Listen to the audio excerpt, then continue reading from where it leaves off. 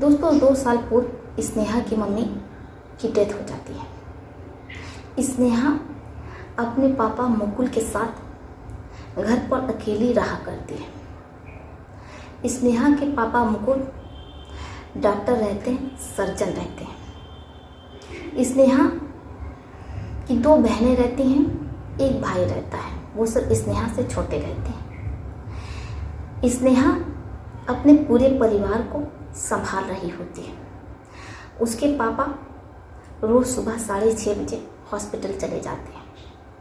स्नेहा और उसके पापा मुकुल, वो लोग परिवार को ये महसूस नहीं होने देते हैं कि जो परिवार का मुखिया रहता है वो इस घर से जा चुका है। स्नेहा की दादी और दादा भी रहते हैं, वो उन लोगों की देख रेख कर रही होती है। परिवार में सब कुछ बहुत अच्छा चल रहा होता है, लेकिन स्नेहा के पिता हॉस्पिटल जाते हैं और फिर वो वापस ही नहीं लौटते। स्नेहा शाम तक अपने पापा का इंतज़ार करती है। इधर मुकुल के बूढ़े माता पिता भी अपने बेटे के आने का इंतज़ार करते हैं कि आखिर उनका बेटा मुकुल गया तो कहाँ गया। उन्हें कुछ समझ में नहीं आ रहा होता है, वो परेशान हो रहे होते हैं। ऐसे ही सुबह हो जाती है। स्नेहा को लगता है कि हो सकता है पापा ऑपरेशन थिएटर में हो, ऑपरेशन कर रहे हो, इमरजेंसी हो। वो हॉस्पिटल में भी कई बार फ़ोन लगाती है तो पता चलता है कि डॉक्टर मुकुल उन्हें इमरजेंसी वार्ड में जाते हुए देखा गया है। अब स्नेहा को ये लगता कि हो सकता है कोई इमरजेंसी होगी, पेशेंट सीरियस होगा, इसलिए उसके पापा को घर आने में इतना देर हो गई। सुबह हो जाती है। स्नेहा अपने भाई बहनों को रेडी करती है। अब उसके भाई बहन स्कूल चले जाते हैं। इसके बाद स्नेहा भी अपने बूढ़े दादी दादा को नाश्ता कराती है, उनके लिए नाश्ता बनाती है। ऐसे ही दोपहर का 2:30 बज जाता है। स्नेहा हॉस्पिटल फ़ोन करती है कि आखिर उसके पापा गए तो कहाँ गए, अभी तक नहीं आए। उनका नंबर स्विच ऑफ बता रहा है, नॉट रीचेबल बता रहा है। स्नेहा को अपने पापा की चिंता सताती है, क्योंकि अभी उसकी मम्मी की डेथ हुई है। किसी तरीके से उसने परिवार संभाला है, एक पापा ही हैं जो घर के मुखिया हैं। अब ऐसे में उसके पिता का ही कुछ अता पता नहीं, वो करे तो क्या करे। वो हॉस्पिटल जाती है, वहाँ अपने पापा के बारे में पूछती है, लेकिन कहीं भी मुकुल का कुछ पता नहीं चलता है। हॉस्पिटल इतना बड़ा रहता है, हर इमरजेंसी वार्ड में स्नेहा अपने पापा को खोजती है, लेकिन किसी भी डिपार्टमेंट में, किसी भी इमरजेंसी वार्ड में डॉक्टर मुकुल का कुछ अता पता नहीं रहता है। एक वार्ड बॉय बताता है कि आपके पापा तो यहाँ आए ही नहीं, वो हॉस्पिटल ही नहीं आए, क्योंकि जब वो हॉस्पिटल आते हैं तो सबको सिग्नेचर करनी होती है। ये देखिए, कहीं भी रजिस्टर पर आपके पापा मुकुल की सिग्नेचर आपको दिखाई दे रही है।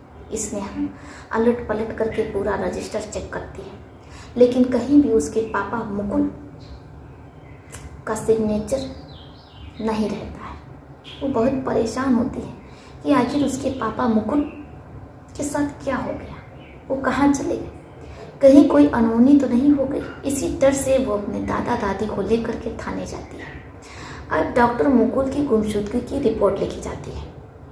पुलिस वाले छानबीन शुरू करते हैं कि आखिर डॉक्टर मुकुल गए तो कहाँ गए। किसी को कुछ समझ में नहीं आ रहा होता है।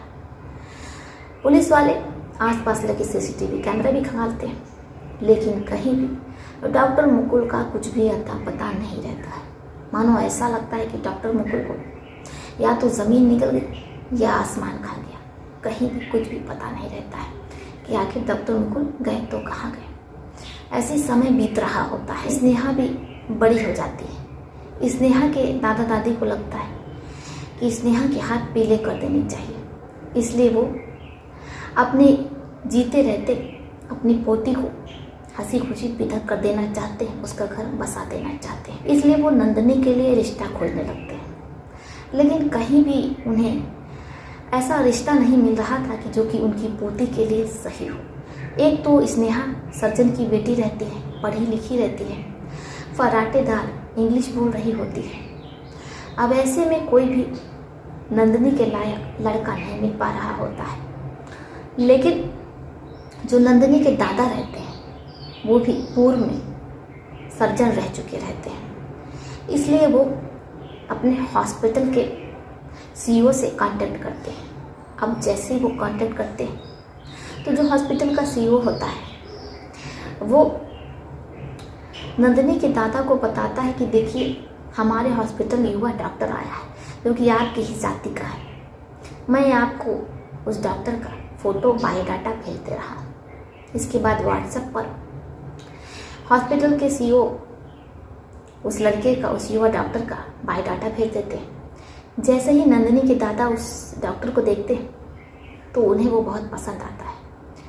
नंदिनी के दादा नंदिनी को डॉक्टर की फ़ोटो दिखाते हैं। नंदिनी शर्मा जाती है। दादा को लगता है कि उनकी पोती को लड़का पसंद आ गया है, इसलिए वो लड़के के परिवार से मिलने जाते हैं।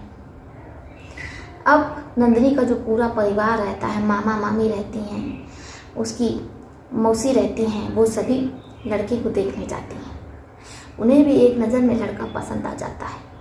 लड़के के जो परिवार वाले रहते हैं वो कहते हैं कि देखिए, हम डॉक्टर मुकुल को बहुत अच्छे से जानते हैं, इसलिए ये हमारा सौभाग्य होगा कि हमारा परिवार उनकी बेटी को अपनाएगा, उनकी बेटी को बहू बना करके लाएगा। वो बहुत अच्छे थे, उनका स्वभाव बहुत अच्छा था। अब ऐसे में जो लड़का रहता है उसका नाम विकास रहता है, यानी कि स्नेहा का होने वाला दूल्हा। स्नेहा के ससुराल वाले यानी कि विकास के परिवार वाले कहते हैं कि देखिए, हमारा बेटा खुद एक डॉक्टर है। ऐसे में हमें स्नेहा के परिवार से कोई भी दहेज नहीं चाहिए, एक फूटी कौड़ी नहीं चाहिए। आप सिर्फ 2 जोड़ी कपड़े में स्नेहा को हमारे घर भेज दीजिएगा, हमारे लिए यही सौभाग्य की बात होगी। अब जब इतने उच्च विचार स्नेहा के परिवार वाले, उसकी मौसी सुनती हैं तो गदगद हो जाती हैं। जैसे ही वो विकास के घर से बाहर निकलती हैं, स्नेहा को फ़ोन करती हैं, कहती हैं कि स्नेहा, तुम्हारे सौभाग्य से तुम्हें ऐसा परिवार मिला है, पूरा जीवन अपनी मौसियों का धन्यवाद करते नहीं थकोगी। जब स्नेहा ये सुनती है तो बहुत खुश होती है। अब इसके बाद परिवार में स्नेहा के विकास से शादी की तैयारियां शुरू हो जाती हैं। बड़े ही धूमधाम से दोनों परिवार में शादी की तैयारियां हो रही होती हैं। स्नेहा भी बहुत खुश रहती है कि चलो कोई उसे जीवन साथी मिलने वाला है। वैसे भी उसकी मम्मी की डेथ हो गई है, पापा का कुछ पता नहीं है कि पता नहीं वो जीवित भी हैं या नहीं। इसलिए स्नेहा अपना स्नातक छोड़ करके यानी कि बीए छोड़ करके वो शादी की तैयारियों में लग जाती है। स्नेहा जो कि बीए फर्स्ट ईयर की स्टूडेंट रहती है, लेकिन जब उसकी शादी लग जाती है तो वो अपना एग्ज़ाम, अपनी पढ़ाई सब छोड़ देती है। अब विकास बारात लेकर के स्नेहा के दरवाजे पर पहुंचता है। स्नेहा दुल्हन बनी बैठी रहती है। जैसे ही उसके कान में बारातियों के ढोल नगाड़े की आवाज़ आती है, स्नेहा बालकनी से देखती है तो उसकी खुशियों का ठिकाना नहीं रहता है, क्योंकि उसका डॉक्टर दूल्हा खुशी के मारे बारातियों के संग नाच रहा है। इधर जो स्नेहा के मौसा होते हैं वो सभी लोग बारातियों के स्वागत में लगे रहते हैं, ताकि कोई कसर, कोई कमी ना बाकी रहे और ये ना सुनने को आए कि लड़की का पिता नहीं है, इस वजह से खातिरदारी में कमी हो गई। मौसा लोग पूरी जिम्मेदारी अच्छे से निभा रहे होते हैं। सभी रस्में होती हैं, 7 फेरे होते हैं। विकास अपनी पत्नी को मंगलसूत्र पहनाता है, सिंदूर लगाता है और इसके बाद वो स्नेहा को विदा करके उसके घर से लेकर चला जाता है। स्नेहा अपने भाई बहनों को छोड़ते समय बहुत रो रही होती है, क्योंकि भाई बहन जो बहुत छोटे रहते हैं। लेकिन ससुराल तो जाना था। स्नेहा चली जाती है अपने दूल्हे के साथ कार में बैठकर। अब स्नेहा को दूल्हे के कमरे में बैठाया जाता है। स्नेहा देखती है कि कमरा बेहद सुंदर सजा है, लेकिन सिर्फ सफ़ेद फूलों से सजा है। रंगत का कोई नामो निशान ही नहीं है। उसे थोड़ी मायूसी होती है, क्योंकि शादी तो रंग बिरंगी होती है और भला ऐसे में कमरे में कोई रंग रंगावट ना हो, कोई सजावट ना हो, सिर्फ सफ़ेद फूलों से सजा दिया गया हो। तो स्नेहा को थोड़ा अजीब लगता है। अब जैसे ही कुछ समय बाद डॉक्टर विकास कमरे में आते हैं तो स्नेहा की धड़कनें बढ़ जाती हैं, क्योंकि स्नेहा को पता था कि अब उसके साथ क्या होने वाला है। आज स्नेहा की शादी की पहली रात है, लेकिन वो अपने दूल्हे से पूछती है, क्या बात है डॉक्टर साहब, आपने तो गुलाब लगवाया ही नहीं है, आपने पूरे कमरे को सिर्फ सफ़ेद फूलों से सजवाया है। डॉक्टर विकास कहती है कि देखिए, हम डॉक्टर हैं और हमें वाइट कलर के क्लासी फूल ही पसंद आते हैं, इसलिए हमने वही लगवाया। कोई हम देहाती नहीं कि गुलाब पूरे कमरे में लगवा दें, हमें हर चीज़ क्लासी पसंद है। अब इसके बाद स्नेहा कहती है कि क्या आपको वो सब कुछ भी क्लासी पसंद है? डॉक्टर विकास पूछते हैं कि वो सब का क्या मतलब? स्नेहा कहती कि देखिए, जिसके लिए आपने हमसे शादी की है और हमने आपसे शादी की, इससे पहले कि स्नेहा कुछ कह पाती, डॉक्टर विकास और स्नेहा एक दूसरे के साथ इंटीमेट होते हैं, क्योंकि आज उनकी शादी की पहली रात रहती है। अब ऐसी सुबह हो जाती है। स्नेहा डॉक्टर विकास से, अपने पति से बहुत खुश रहती है, क्योंकि उन्होंने उसे बहुत खुश किया था। अब स्नेहा की सुबह होती है। बाकी रस्मों को अदा करने के लिए स्नेहा नीचे जाती है। आज उसकी पहली रसोई रहती है। स्नेहा इतना स्वादिष्ट भोजन बनाती है कि स्नेहा के ससुराल वाले उंगलियां चाटते रह जाते हैं। अब ऐसे सब कुछ चल रहा होता है। स्नेहा अपने ससुराल में सास ससुर की सेवा करती है, पूरे घर को अच्छे से संभाल लेती है। इधर जो डॉक्टर विकास रहते हैं वो भी अपनी धर्म पत्नी से बहुत खुश रहते हैं। ऐसे ही समय बीत रहा होता है। अब स्नेहा और डॉक्टर विकास की शादी को हुए 1 साल से ज़्यादा हो जाता है, लेकिन इधर जो स्नेहा के दादा दादी रहते हैं उनकी उम्र भी धीरे धीरे ढल रही होती है।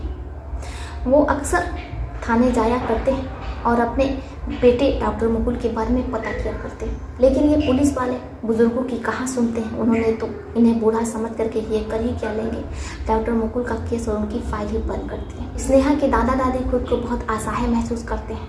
वो डॉक्टर विकास के पास फ़ोन करते हैं, कहते हैं कि हम बहुत उम्मीद के साथ आपके पास फ़ोन किए हैं, कई सालों से हमारे बेटे डॉक्टर मुकुल गायब हैं। पुलिस वाले ने फाइल ही बंद कर दी, उस केस को ही बंद कर दिया। क्या आप हमारी कुछ मदद कर पाएंगे?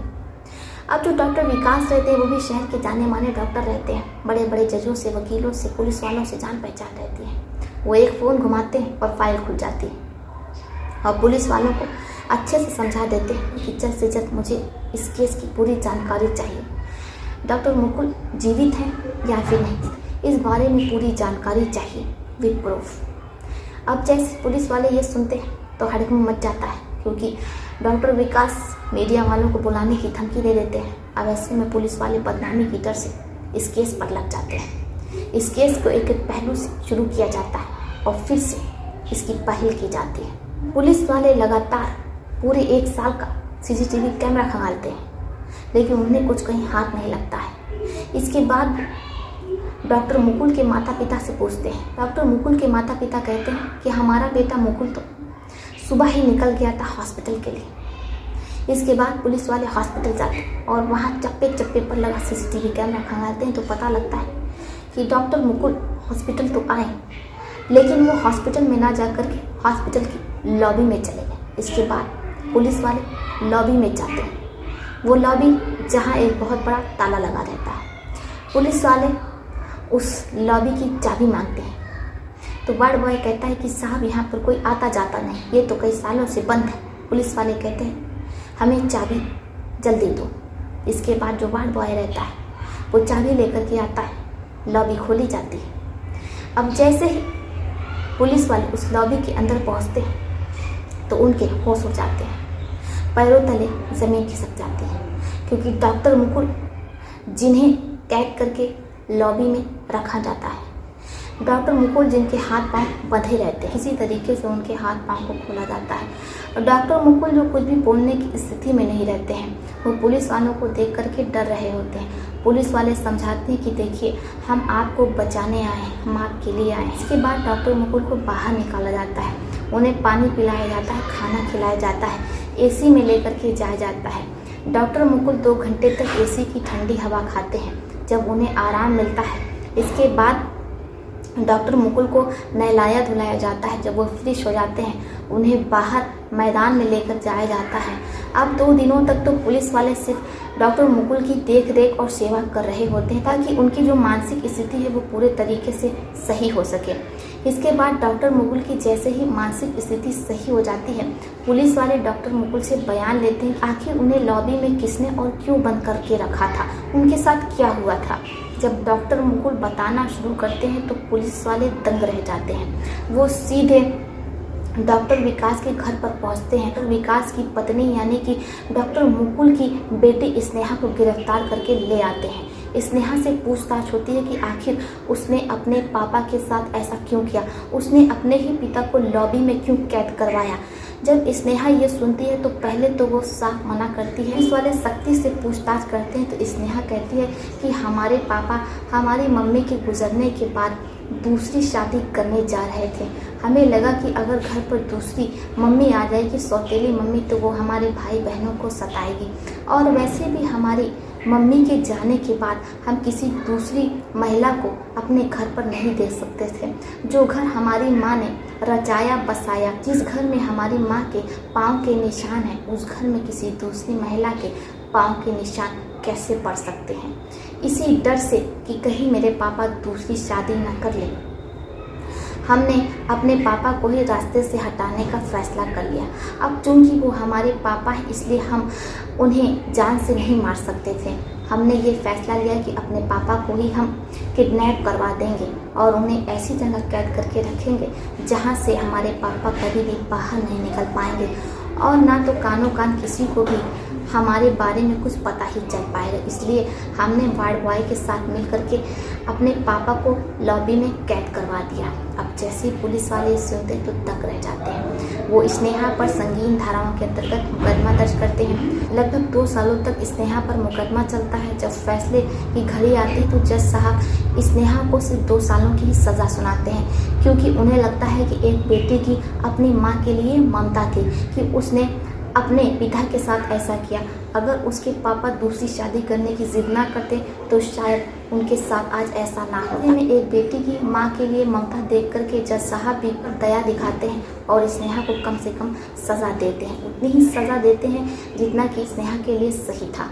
अब ऐसे में जो डॉक्टर मुकुल रहते हैं वो अपने बूढ़े माता पिता के पास आते हैं। जैसे ही बूढ़े माता पिता अपने बेटे को वापस देखते हैं तो वो बहुत खुश होते हैं।